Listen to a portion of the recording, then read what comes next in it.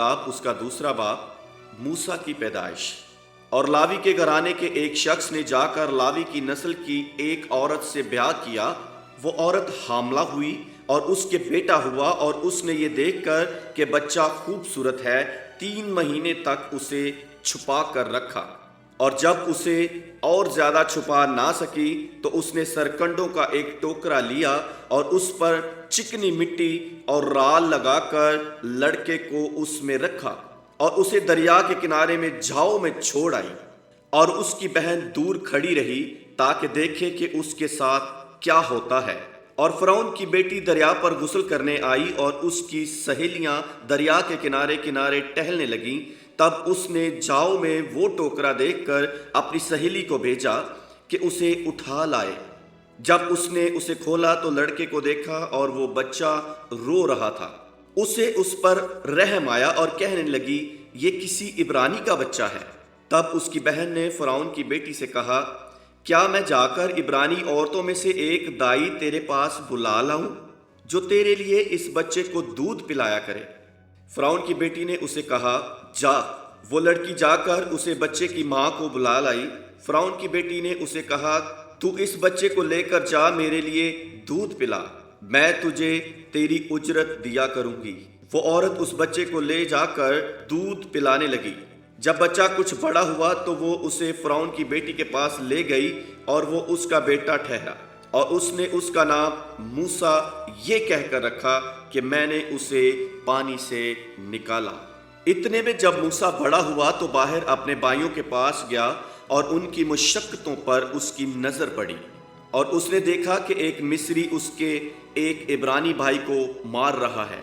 फिर उसने इधर उधर निगाह की और जब देखा कि वहाँ कोई दूसरा आदमी नहीं है तो उस मिस्री को जान से मारकर उसे रेत में छुपा दिया। फिर दूसरे दिन वो बाहर गया और देखा कि वो इब्रानी आपस में मारपीट कर रहे हैं।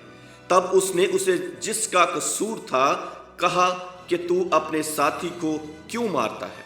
उसने कहा, तुझे किसने हम पर हाकिम या मुसन्नफ मुकर्रर किया? क्या जिस तरह तूने इस मिस्री को मार डाला मुझे भी मार डालना चाहता है? तब मूसा ये सोचकर डरा कि बिला शक ये भेद फाश हो गया। जब फ़िरौन ने ये सुना तो चाहा कि मूसा को कत्ल करे, पर मूसा फ़िरौन के हजूर से भागकर मुल्क के मैदान में जा बसा। वहाँ वो एक कुएं के नज़दीक बैठा था और मदियान के काहिन के 7 बेटियां थीं।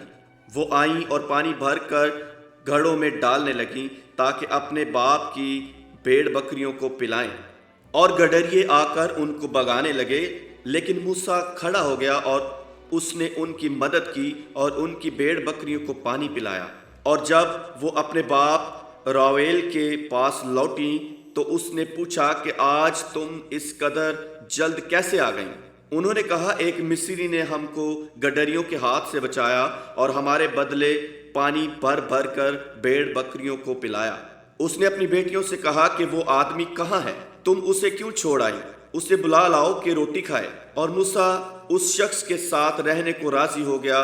तब उसने अपनी बेटी सफूरा मूसा को ब्याह दी और उसके एक बेटा हुआ। और मूसा ने उसका नाम जेरसूम ये कहकर रखा कि मैं अजनबी मुल्क में मुसाफिर हूँ।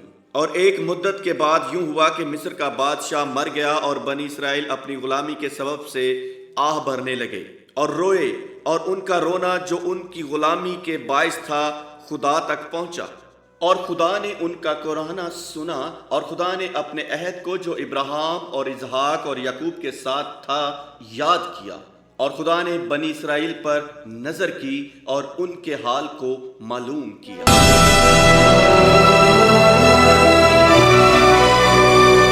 आप देख रहे हैं FOJ TV। Be a family of Jesus. Keep watching FOJ TV.